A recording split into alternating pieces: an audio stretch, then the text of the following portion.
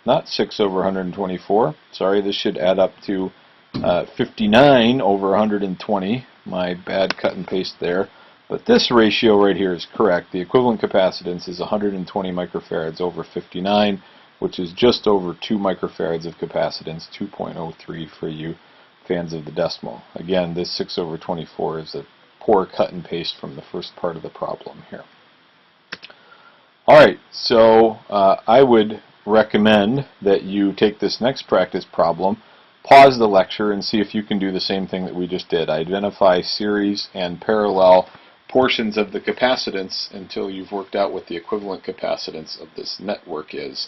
I'm going to go ahead and do my solution, but this is a good place to pause and try to work it out on your own before you check your answer.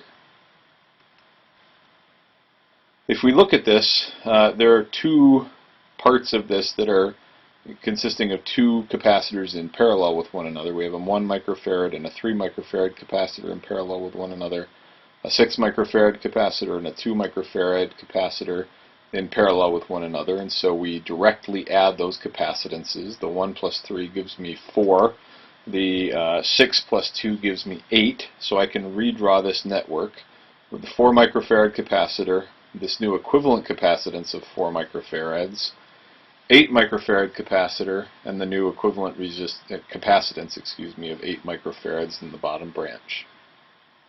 Now I've got two pairs of series capacitors, the top branch and the lower branch, and we use the inverse adding rule in order to work out what the equivalent capacitance is in each of those branches.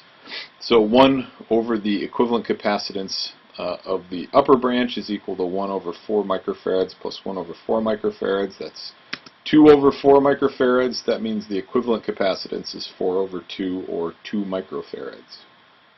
The bottom branch, 1 over 8 plus 1 over 8. That's 2 over 8. Inverse that, the equivalent capacitance is 8 over 2, or 4 microfarads.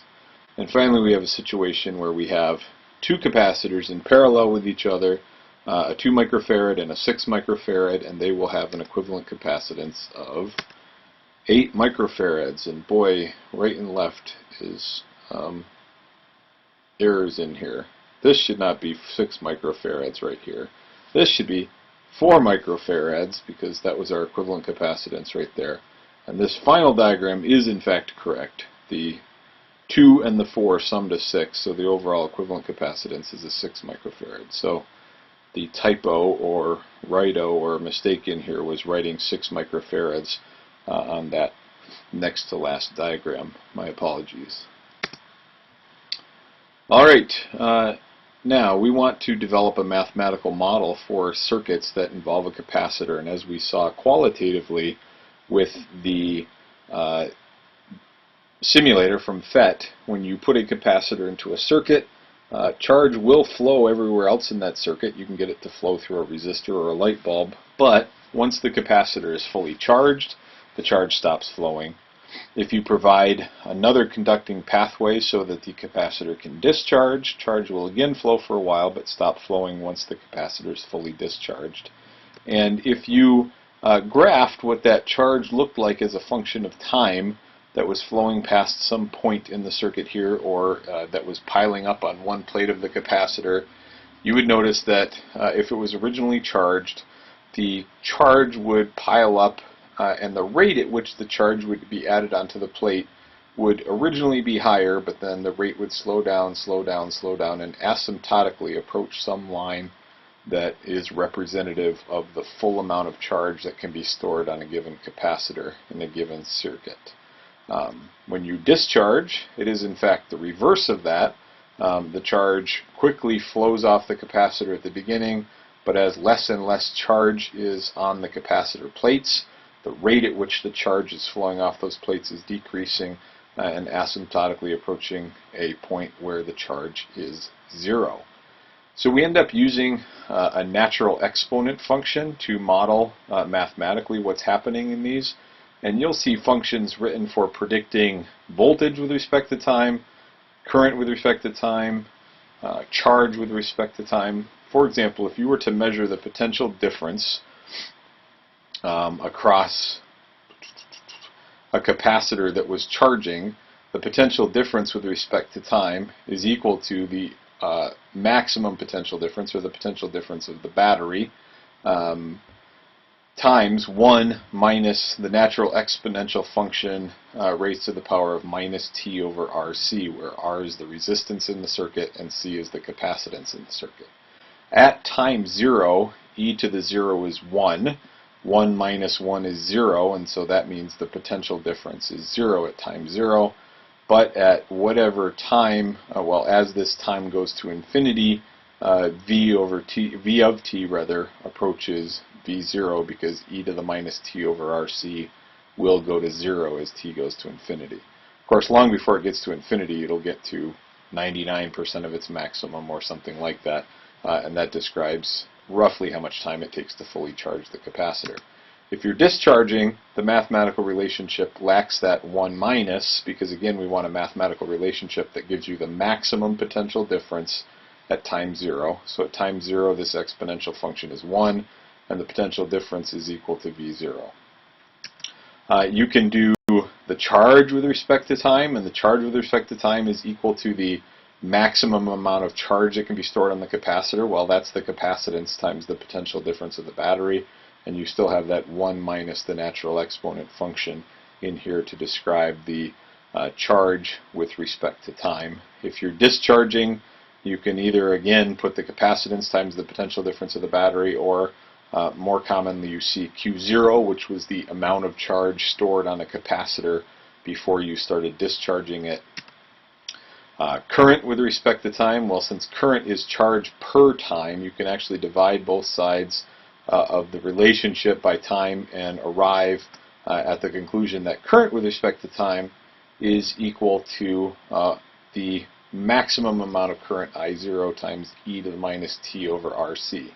And what you notice is that the current with respect to time is, let's see, at time 0, this is going to be 1, so the current is going to be maximum at the initial time, and then less and less and less as time goes on, both for charging and discharging. And graphically we can see that because we're looking at where the slope, charge over time, is the greatest on both of these graphs. So the slope is greatest magnitude here, and then the slope gets less and less and less and less. The slope here is negative for the discharging, but it's still the greatest magnitude here at the beginning, and then less and less and less steep as time goes on.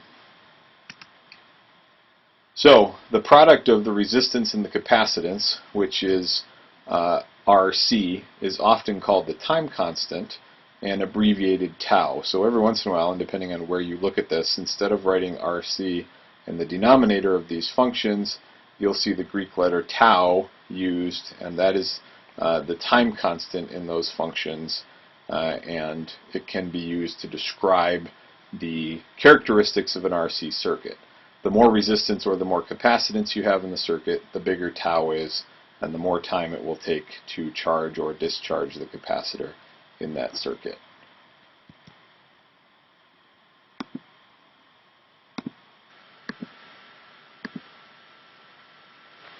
Apologies for that little pause. I'm going to wrap this discussion up by solving a couple of sample problems. So here we have a RC circuit consisting of a battery with a voltage E of 10 volts. The E again stands for EMF, but we're treating that as an ideal battery voltage.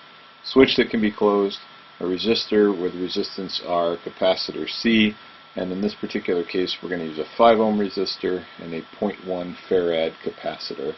So we want to know what's the current at point B here in the circuit just after the switch is closed, how much charge will have passed point B by the time the current goes to 0, and find the current at the instant that the capacitor has a charge of 0.2 coulombs, which may or may not be the full amount of charge that you can store on that capacitor.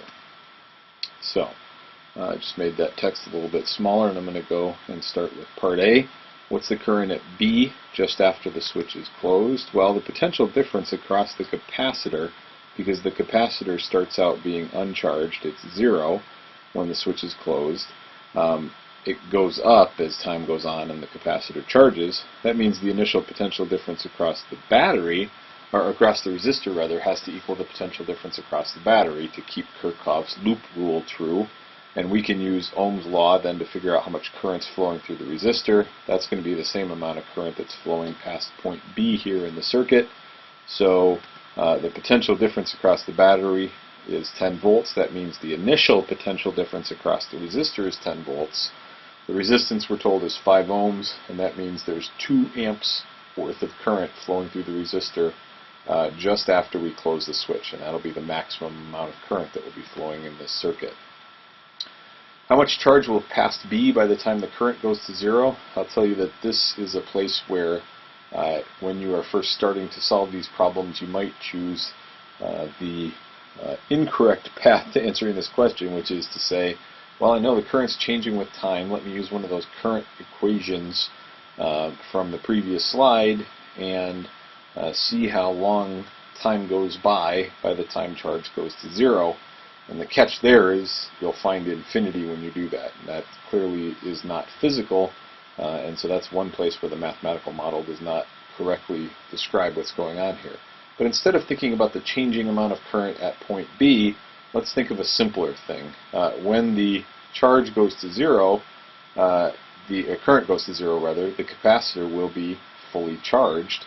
And so we say, well, how much charge does the fully charged capacitor hold when we've reached that maximum? That's the amount of charge that must have flowed past point B in this circuit in order to charge this capacitor. So capacitance, again, of any capacitor is defined to be the ratio of the charge to the potential difference. That means the charge is equal to the capacitance times the potential difference. There is 0.1 farads of capacitance. When the capacitor is fully charged, there's no more current flowing through the resistor, so the potential difference across the resistor will go to 0. The potential difference across the capacitor will go to whatever the potential difference across the battery is, again, in order to maintain Kirchhoff's loop rule idea. So the potential difference across the capacitor will end up being 10 volts. That means this capacitor in this circuit, fully charged, will store 1 coulomb of charge. And 1 coulomb of charge is the same amount of charge that's passed by point B here in the circuit. Finally, at the instant the capacitor has a charge of 0.2 coulombs, so when it's storing 20% of the maximum that it will finally store when it is fully charged, how much current is there passing through this circuit at that time?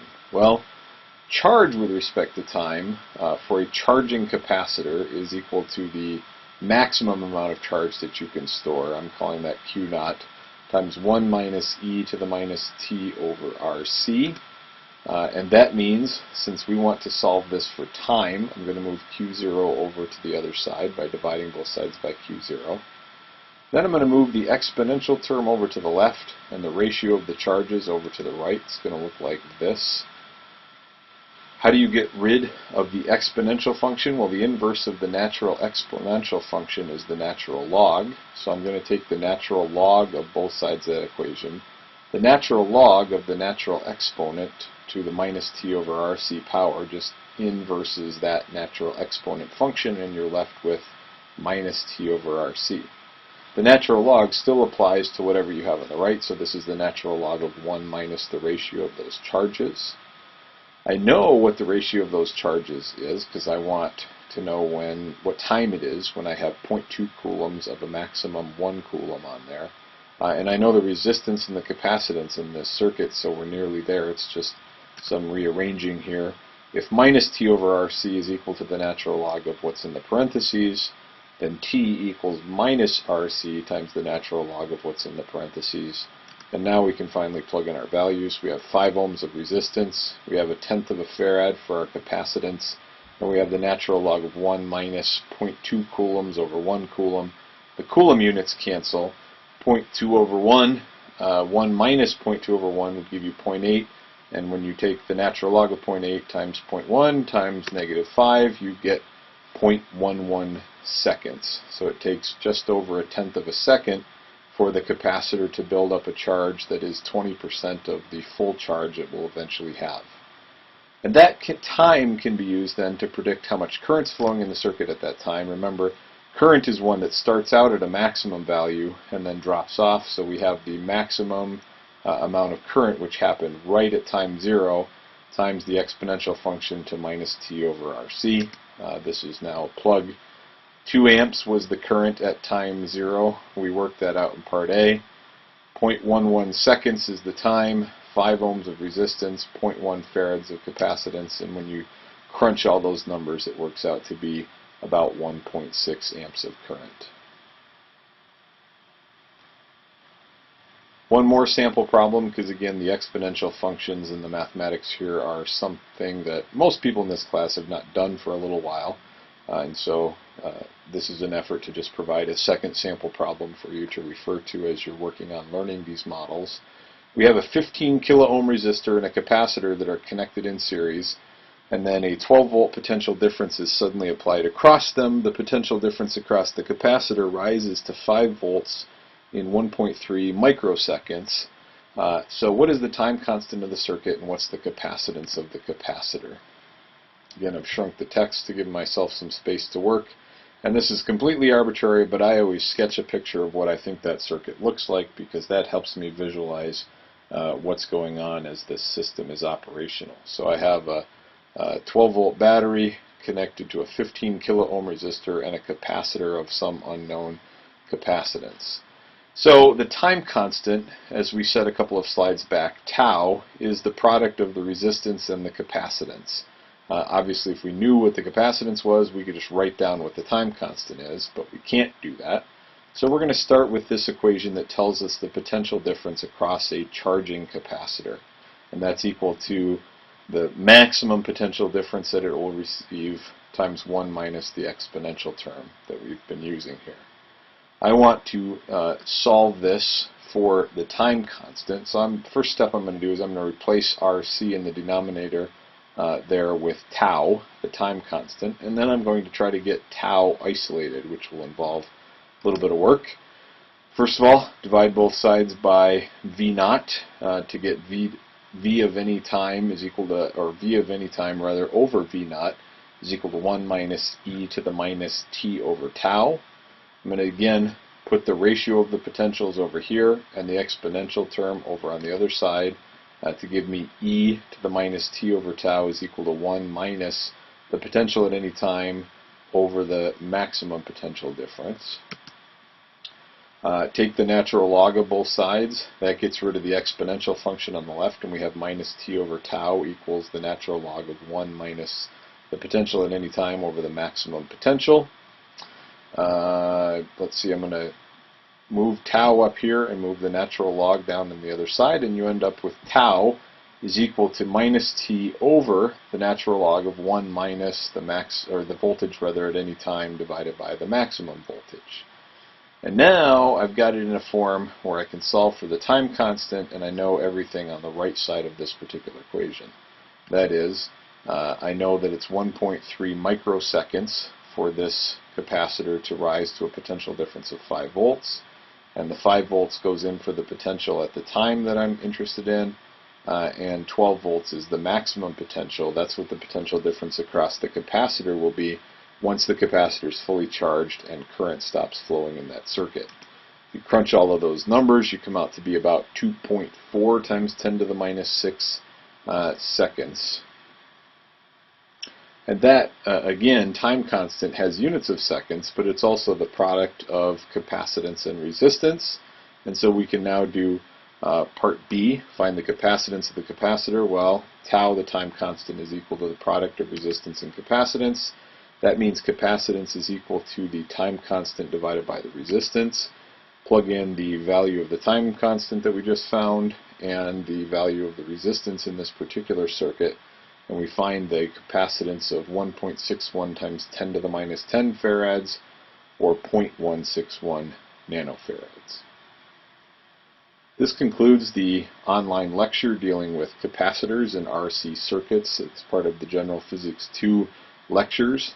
As always, if you've noticed any errors in the presentation, other than those that I pointed out, I would appreciate you notifying me about them, and I hope this is a useful resource for you.